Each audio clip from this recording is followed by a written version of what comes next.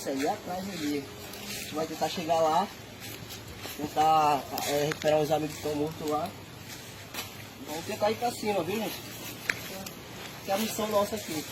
Então a gente vai pra linha de fogo agora. E é isso aí, rapaziada. Bora lá, bora pra frente.